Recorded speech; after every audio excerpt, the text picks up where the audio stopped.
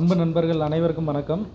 இதயம் காப்போம் அப்படின்னு சொல்லக்கூடிய தனி சப்ஜெக்டாக உங்களுக்கு என்னென்ன உணவுகள் சாப்பிட்லாம், வர்ம மருத்துவத்தில் என்னென்ன சிகிச்சைகள் வர்ம மருத்துவர்கள் முன்னிலையில் எடுத்துக்கலாம், சுயமாக எடுத்துக்கலாம், செல்ஃப் மேனிப்புலேஷன் எடுத்துக்கலாம் அப்படின்றதெல்லாம் தனித்தனி பாகங்களாக சொல்ல போகிறோம்.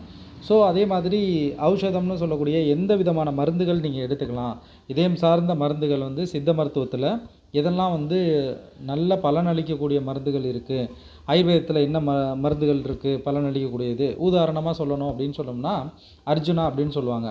ஸோ மருதம்பட்டை அப்படின்னு சொல்லக்கூடியது மிக மிக அற்புதமான பொருள் இதயம் காக்கிறதுக்கு. அதே மாதிரி வெண்தாமரை, எய்யாதி கஷாயம் அப்படின்னு சித்த மருத்துவத்தில் இருக்குது.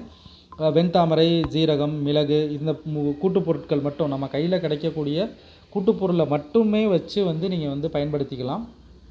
அதே மாதிரி செம்பருத்தி டீ வச்சு குடிக்கலாம். 4 செம்பருத்தி இதழ், அதே மாதிரி 4 ஒரு ஸ்பூன் ஜீரகம், 2 மிளகு போட்டுட்டு ஜீரகமாக வச்சு குடிக்கலாம். இதெல்லாம் இதயம் காக்கிறதுக்கு உண்டான மருந்துகள் சித்த மருந்துகள்லேயும் ஆயுர்வேத மருந்துகள்லேயும்.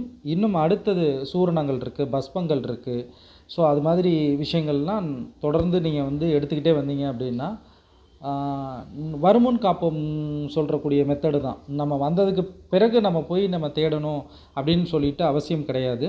ஸோ முன்கூட்டியே உங்களுடைய உடலில் இருக்கக்கூடிய அத்தனை உறுப்புகளையும் பலப்படுத்தக்கூடிய இந்த முறை ஆகாரம், விகாரம், ஔஷதம் அப்படின்னு சொல்லக்கூடிய நம்ம உடம்பில் இருக்கக்கூடிய 108 வர்மத்தை பயன்படுத்திங்கன்னா நம்ம 108 வருவதை தவிர்க்கலாம். நன்றி, வணக்கம்.